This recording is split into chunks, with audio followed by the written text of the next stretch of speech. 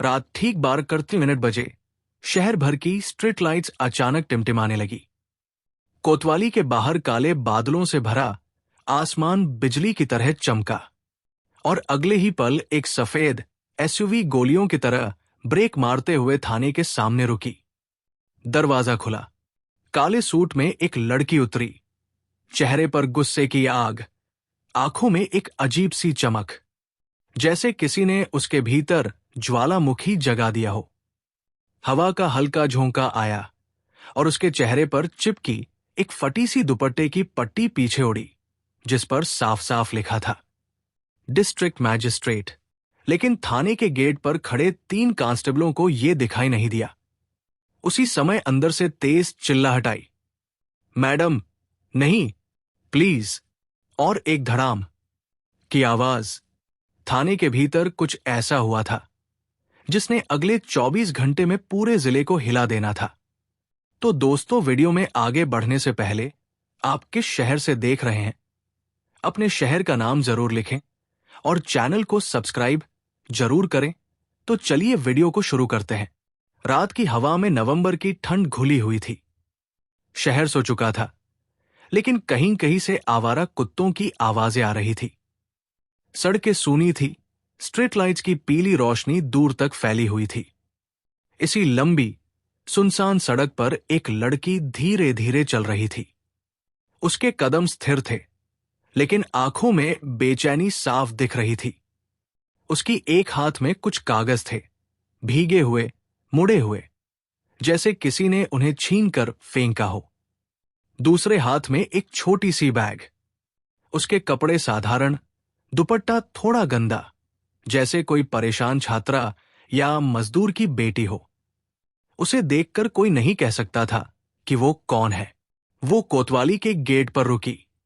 अंदर से हंसी, गाली और शराब की गंध आ रही थी, जो इस जिले के इस थाने की पहचान बन चुकी थी। लड़की ने एक गहरी सांस ली और अंदर कदम रखा। गेट पर 2 कांस्टेबल डंडा खड़काते हुए खड़े थे। उनकी आंखों में वही दंभ, यहां हम मालिक हैं। कांस्टेबल 1, कहां चली आ रही हो? रात के 12 बजे। लड़की धीरे से, शिकायत लिखवानी है। कांस्टेबल ने हंसकर कहा, नाटक मत करो बहन, सब समझते हैं हम, कल आना। लड़की, कृपया, मामला जरूरी है। कांस्टेबल 2 ने गुस्से से कहा, कानों में घंटी डाल दे। बोला ना, कल। लड़की चुप रही। उसने कुछ नहीं कहा, लेकिन उसकी आंखें कुछ खोज रही थी, जैसे वो पहले से जानती हो कि अंदर क्या मिलेगा। फिर वो थाने के अंदर चली गई। थाने के अंदर बदबू, धुआं, गाली और अराजकता। इंस्पेक्टर देवशरण सिंह की एंट्री होती है। 35 वर्ष, भारी शरीर, बड़ी मूंछें और एक अजीब सी सत्ता वाली मुस्कान। वो मेज पर पैर रखे बीड़ी पी रहा था। इंस्पेक्टर, क्या चाहिए? लड़की धीरे से, सर, शिकायत। इंस्पेक्टर बीच में काटते हुए, रात के 12 बजे। लड़की, कोई मंदिर नहीं है ये, निकलो। लड़की ने कागज आगे बढ़ाए। इंस्पेक्टर उठा, कागज छीनने का नाटक किया और फिर अचानक चटाक, एक तगड़ा थप्पड़, इतना तेज कि लड़की जमीन पर गिरते गिरते बची। थाने में सन्नाटा। कांस्टेबलों की आंखें डर से फैल गई, क्योंकि ऐसा थप्पड़ किसी आम लड़की को नहीं, किसी बड़े तूफान को मारा गया था। लेकिन इंस्पेक्टर ने मुस्कुराते हुए कहा, ओहो, रोने लगी? बहुत फिल्मी बन रही थी। लड़की ने धीरे से गाल पर हाथ रखा और उसी पल उसकी जेब में फोन बजा। उसने फोन उठाया और आवाज में बदलाव साफ था। This is DM Zoya, I need the team, protocol alpha 7 activated. Inspector के चेहरे की हंसी वही जम गई। कांस्टेबलों के पैर कांपने लगे। लड़की ने दुपट्टा हटाया और उसके कंधे पर चमक रहा था IAS district magistrate Zoya Pratap Singh. Inspector का गला सूख गया। वो एक कदम पीछे हट गया। कांस्टेबलों ने सलाम ठोंक दिया, लेकिन बहुत देर हो चुकी थी। जोया ने उसकी आंखों में देखते हुए कहा, आपको पता है इंस्पेक्टर, आपने सिर्फ मुझे नहीं मारा, आपने पूरे सिस्टम को थप्पड़ मारा है। और तभी पूरे थाने के बाहर 14 सरकारी गाड़ियां पहुंची। DRF team, SP office, media unit, सब, पूरा जिला जाग उठा। थाने के सामने हुई सार्वजनिक सुनवाई के बाद जो हवा बनी थी वो अब नियमों की तरह चल रही थी। लोग जोया के साथ खड़े थे और शक्तिराज उसे चुनौती देने के लिए नए नए हथकंडे अपना रहे थे। पर जिस चीज ने जोया को सबसे ज्यादा झकझोर दिया वो था वो रात जब उसके एक सहयोगी पर कातिलाना हमला हुआ। संकेत साफ था कि विरोधी अब सीमाएं पार कर चुका था। अस्पताल की हल्के सी रोशनी में संवेदनशील मशीनों की टंकटंग ने वातावरण को जकड़ रखा था। उस कमरे में वो अधिकारी लेटा था जिनके बारे में जोया भरोसा करती थी। उसकी सांसें मुश्किल से चल रही थी। जोया ने उसका हाथ थामा। उसके हाथ सूखे हुए थे। उसकी आंखों में डर और अपराध बोध का मेल था। उसने फुसफुसाया, मुझे माफ कर दे। मैंने सोचा था किसी को कुछ नहीं होगा। जोया ने ठंडे लहजे में कहा, किसने किया? बताओ। किसी भी कीमत पर। वो आदमी हिचकिचाया, पर फिर शब्दों ने रास्ता बना लिया। विक्रम से, उसकी तरफ से आए कुछ लोग। उसने कहा था कि अगर ये मामले आगे बढ़े तो, और उसने नाम कहा जो जोया के अंदर के पुराने जख्म खोल देता। और एक नाम और है, अमर शेट्टी। अमर शेट्टी, ये नाम जोया के कानों में चोट की तरह गूंजा। अमर एक ऐसा शख्स था जिसकी सियासत स्थानीय कारोबार और अपराध के बीच पले बढ़ी थी। वो उन लोगों में से था जो छाया में रहते हुए बड़ा खेल खेलते थे। अमर के पास पैसे थे, राजनीतिक कनेक्शन थे, और सबसे बड़ी बात, वो किसी के सामने शर्म नहीं खाता था। जोया के दिमाग में एक पुराना दृश्य तैर गया। वो खुद जब एक युवा अफसर थी, तब अमर की कुछ दबंग हरकतों ने उसके भाई की जिंदगी पर कटाक्ष किया था। ये कटाक्ष जोया के निजी जख्मों को फिर हरा कर गया। उसने जब अपनी आंखों में आग महसूस की, तब उसे पता था कि ये अब सिर्फ अफसरों की लड़ाई नहीं रही, ये उसका निजी मिशन भी बन चुका था। अगले दिन जोया ने कार्रवाई तेज कर दी। उसने अमर के कड़ियों को ट्रेस करने के लिए टीम बनाई। बैंक ट्रांजैक्शन, जमीन के रिकॉर्ड और उससे जुड़े एनजीओ फंड्स की पड़ताल। पर अमर कोई मामूली विरोधी नहीं था। वो हर रेखा पर अपनी उपस्थिति का असर छोड़ता था। उसके घर के बाहर एक रात जोया की सुरक्षा टीम ने अचानक कुछ संदिग्ध चेहरों को देखा। वे कैमरे से हटकर चलते रहे, पर उनकी कार्रवाई ने संदेश साफ कर दिया, रुक जाओ वरना जवाबदार भुगतोगे। इंस्पेक्टर देवशरण अभी भी गिरफ्तारी से बचने की कोशिश कर रहा था, पर उसके साथियों से जो लोग डर गए थे वे धीरे धीरे जोया के पास आने लगे। कुछ ने तो ठोस सबूत भी देने शुरू किए, चिट्ठियां, छोटी छोटी पर्चियां जिनमें पैसे के हस्ताक्षर थे, और कुछ गुप्त रिकॉर्ड जो थाने की अंदरूनी गतिविधियों को उजागर करते थे। ऐसा लग रहा था कि देवशरण का जाल अब तंग होने लगा था।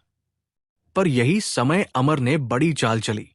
उसने कुछ बड़े पत्रकारों को अपने पक्ष में कर लिया और कहानी का रूप बदलने लगा। आरोप लगाए जा रहे थे कि जोया व्यक्तिगत प्रलोभन में आकर अफसरों पर प्रहार कर रही है, कि यह सब सत्ता का दुरुपयोग है। कुछ चैनलों ने बिना जांच पड़ताल के उसे बदनाम करना शुरू कर दिया। जोया ने भीतर झटके महसूस किए, पर उसने स्टीयरिंग संभाल ली। उसने अपने वकीलों को कहा कि हर चैनल के दावों का कानूनी जवाब तैयार रखा जाए। पर कानूनी जंग में समय लगता था, और अमर के पास समय और पैसे दोनों थे। वो जंग को धीरे धीरे थका देने की रणनीति पर था। जोया ने सोचा, अगर कानूनी लड़ाई लंबी होगी तो मैं जंग जनता के समर्थन और साक्ष्यों के जरिए जीत सकती हूं। उसने सोशल मीडिया टीम सक्रिय की, छिपे हुए दस्तावेजों की कड़ीबद्ध फुटेज डालकर जनता को सच बताए जाने लगे। इसी बीच एक बड़ा मोड़ आया। जोया के ऑफिस में एक अनजान लेटर आया जिसमें लिखा था, तुम्हें अब तक जो कुछ मिला है वो सब छोटी ठीन चीज है, असली खेल वह है जिसमें तुमने जम लिया था। लेटर में अमर का नाम नहीं था, पर संकेत ऐसे दिए गए थे कि ये कोई अंदरूनी व्यक्ति ही भेज सकता है, कोई जिसे जोया की कमजोरियों और इतिहास की जानकारी थी।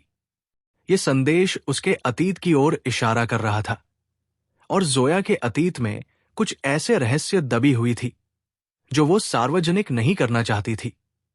कुछ दिनों बाद एक पुरानी रिपोर्ट रीसर्फेस्ड हुई, एक केस की रिपोर्ट जिसमें जोया के भाई का नाम जुड़ा हुआ था।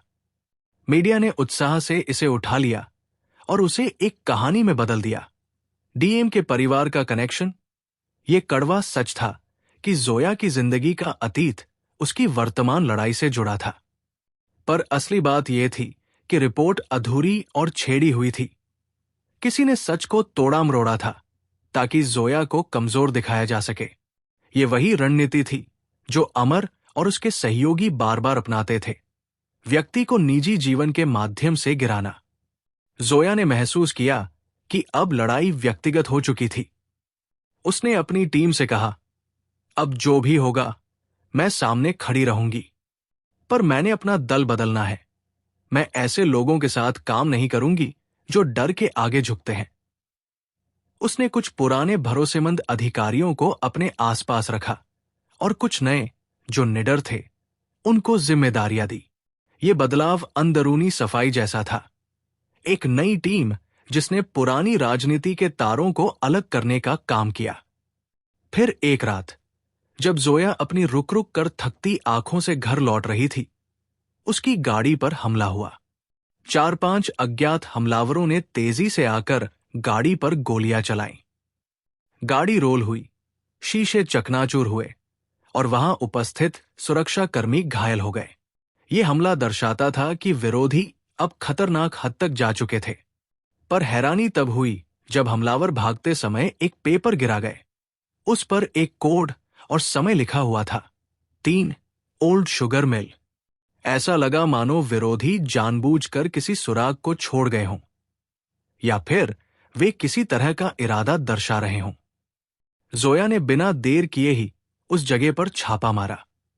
पुराना शुगर मिल सालों से बंद पड़ा था, एक उजाड़ जर्जर इमारत जिसमें छुपने के लिए जगह थी। पर वहां जो मिला उसने सबको चौंका दिया। एक बड़े गोदाम के भीतर नकद पैकेट और एक बड़े साइन अप ड्राइवर के रिकॉर्ड जो दिखाते थे कि काफी सरकारी फंड अमर के प्रयोग में गए थे। पर सबसे चौंकाने वाली चीज जो मिली वह एक जर्नल थी। उसमें हाथ से लिखित नामों की सूची और तारीखें थी, और आखिर में एक नाम था जो हर चीज को एक नई दिशा दे रहा था, शरद पांडे। शरद पांडे, ये नाम जोया के कानों को महसूस कराने वाला था। शरद उस जीनियस की तरह था जो हमेशा मास्टरमाइंड के पीछे रहता, राजनीति और अपराध के दायरे में एक सुई की तरह चुभने वाला चिंतन करता। शरद का नेटवर्क नकली कंपनियों, एजेंसियों और राजनीतिक संपर्कों में फैला था। उसकी चालें इतनी सूक्ष्म थी कि पकड़ी नहीं जाती, बशर्ते कोई अंदरूनी गलती न हो जाए। और अब मिल में मिली जर्नल ने शरद का संकेत दे दिया था। ये मान लेना गलत न होगा कि शरद इस खेल में कहीं न कहीं हाथ रख रहा था। जोया ने शरद के बारे में जानकारी निकालनी शुरू की। उसे पता चला कि शरद का कॉल रिज्यूमे शहर के कुछ पुराने कारोबारियों के साथ जुड़ा हुआ था। पर शरद सीधे तौर पर कभी सार्वजनिक मंच पर नहीं आता था। वो छाया का आदमी था। वो लोग ही उसे जानते थे जो कभी उसकी कर्जदारियों या फायदों में फंसे हुए थे।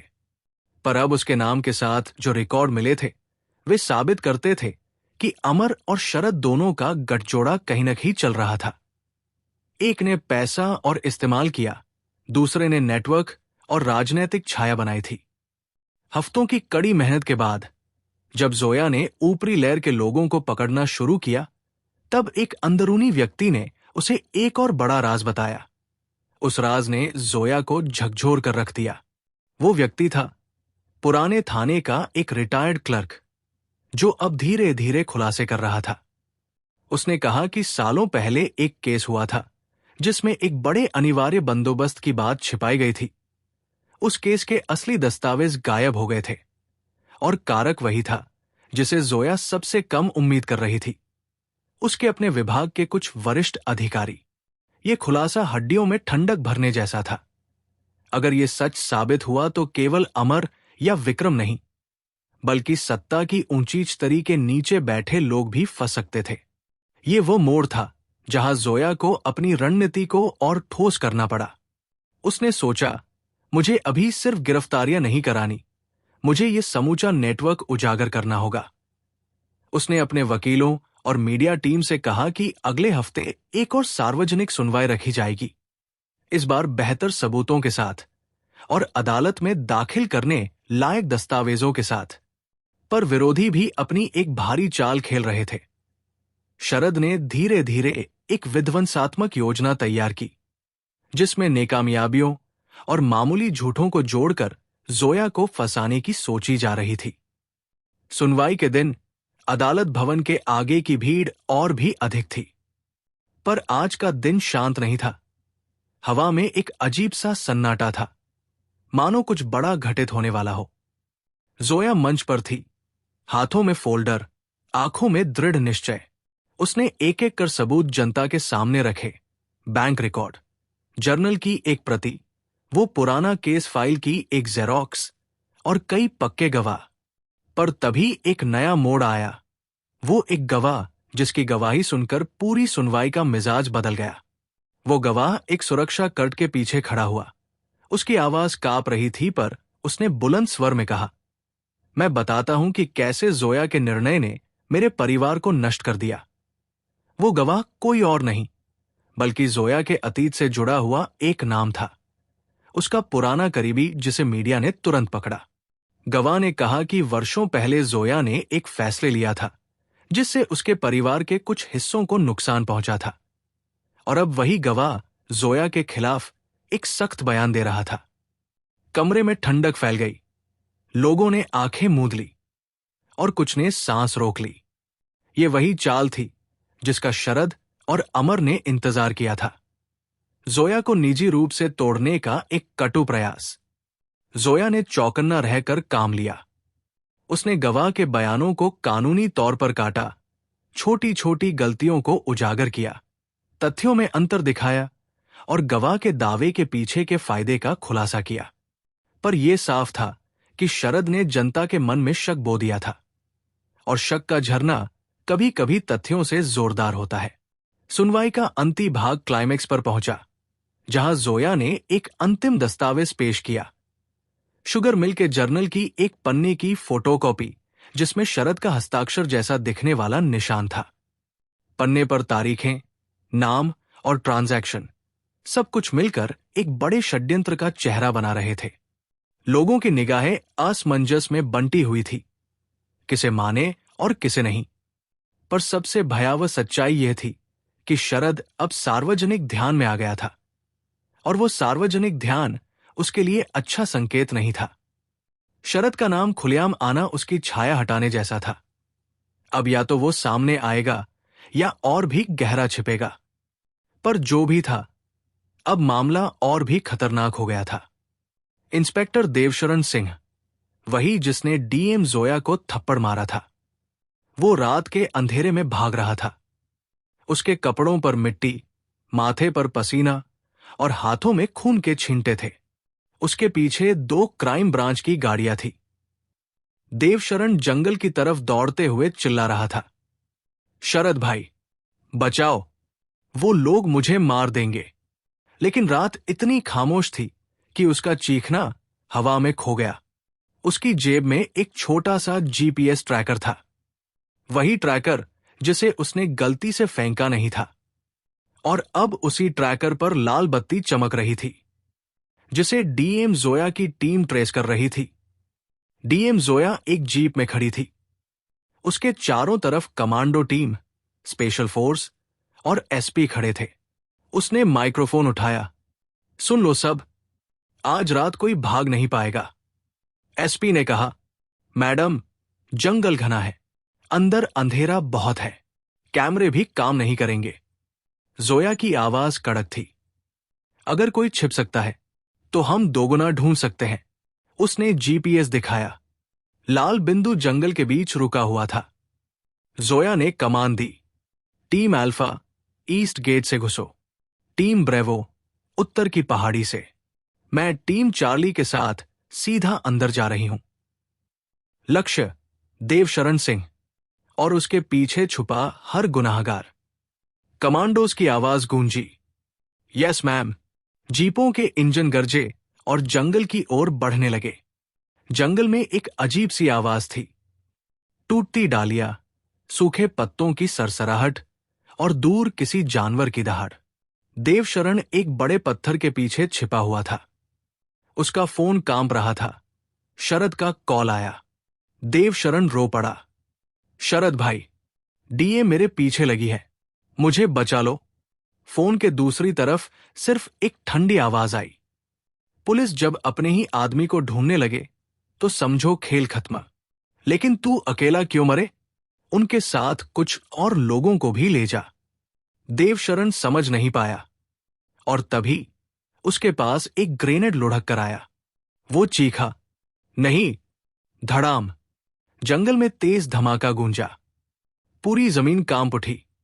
धमाके से जोया की टीम रुक गई। एसपी चिल्लाया, मैडम, ये जंगल में पहला ब्लास्ट था, कहीं आईडी तो नहीं? जोया बोली, नहीं, ये धमाका सिर्फ डराने के लिए नहीं था। देवशरण अब कठपुतली नहीं रहा, उसे मार दिया गया है। सबने एक दूसरे की तरफ देखा। मामला अब पूरी तरह बदल चुका था। अब लक्ष्य सिर्फ इंस्पेक्टर नहीं, बल्कि उसके पीछे का मास्टरमाइंड शरद पांडे था। जंगल में एक खुला मैदान था। चांद की हल्की रोशनी पड़ रही थी। जोया और उसकी टीम उस मैदान में पहुंची। एसपी ने टॉर्च की रोशनी थोड़ा आगे की और अचानक 15 से 20 हथियारबंद आदमी झाड़ियों से निकले। उनके हाथों में AK-47, कार्बाइन और शॉटगन थे। एक आदमी चिल्लाया, डीएम को जिंदा नहीं जाने देना। और फिर तड़ तड़ तड़ तड़ तड़ गोलियों की बारिश शुरू। कमांडोज दीवार की तरह खड़े हो गए। जोया ने सिर झुकाकर चिल्लाया, कवर फायर। दोनों तरफ से गोलियां चलने लगी। पेड़ टूटे, पत्ते उड़े, मिट्टी हवा में गई। एसपी बोला, मैडम, ये तो पूरा गैंग है।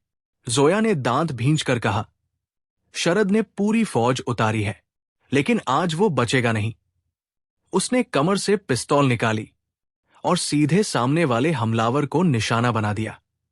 धान्य। गोली सीधा माथे पर लगी। दूसरे हमलावर जमीन पर गिरे। जंगल अब एक युद्ध भूमि बन चुका था। आखिरकार एक घायल हमलावर पकड़ा गया। जोया ने उसकी कॉलर पकड़ी। शरद कहाँ है? बोल। वो आदमी डर से कांप रहा था। मैडम, वो जंगल के अंदर पुराना ब्रिटिश बंकर, वहां छिपा है। पर वो अकेला नहीं है। जोया की आंखों में खून उतर आया। वो बोली, सभी यूनिट्स मेरे पीछे। जंगल की आखिरी गली, जहां सिर्फ मौत रहती थी। जोया उसी तरफ बढ़ने लगी। बंकर का दरवाजा टूटा हुआ था। दीवारों पर अंग्रेजी में लिखावटें थी। अंदर जनरेटर चल रहा था, हल्की गुनगुनाहट। और ठीक बीच में एक बड़ी मेज और उसके पीछे बैठा हुआ आदमी, शरद पांडे। उसके हाथ में पिस्तौल थी, चेहरे पर अजीब सी मुस्कान। शरद बोला, स्वागत है डीएम जोया। तुम बहुत दूर तक चली आई हो, पर आगे रास्ता बंद है। जोया धीरे धीरे आगे बढ़ी। देवशरण को तुमने मारा, अमर को तुमने इस्तेमाल किया, और अब तुम फंस गए हो। शरद ने हंसते हुए कहा, कानून कागज पर चलता है, जंगल में नहीं। उसने ट्रिगर दबा दिया। धान्य। गोली हवा चीरती हुई आई, लेकिन जोया ने झुककर बचा ली। कमांडोज ने बंकर में धावा बोल दिया। गोलियों की बरसात। छत से धूल गिरी, जमीन थरथराई। शरद पीछे की ओर भागा, एक सीक्रेट सुरंग से। जोया चिल्लाई, आफ्टर हिम। वो सुरंग में कूद गई। सुरंग अंधेरी थी। दीवारों से पानी टपक रहा था। आगे शरद भाग रहा था। वो रुककर 2 गोलियां चलाता। धान्य, धान्य। जोया दीवार के पीछे छिप जाती। शरद चिल्ला रहा था, मैं पकड़ा नहीं जा सकता।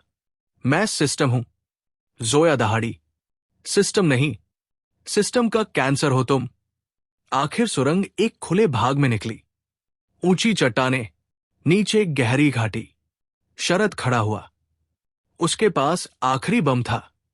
वो बोला, अगर मैं हारूं तो जिले का आधा धड़ उड़ जाएगा। उसने बम का पिन खींचा। जोया चीखी, नो। वो शरद पर झपटी। दोनों नीचे गिरे। बम टूटकर किनारे सरक गया। धड़ाम। एक विशाल धमाका। पहाड़ हिल गए। चट्टानें टूटकर नीचे गिरने लगी। शरद जमीन पर गिरा, खून से लथपथ। जोया उसकी गर्दन पर घुटना रखते हुए बोली, तुम्हारा खेल खत्म। शरद हंसते हुए बोला, तुम जीत गई डीएम। पर याद रखो, अंधेरा कभी खत्म नहीं होता। जोया ने जवाब दिया, जब तक मैं हूं अंधेरा रोशनी से हारता रहेगा। और उसने हथकड़ी पहना दी। अगले दिन पूरा जिला जाग रहा था। समाचार चैनलों पर हेडलाइन,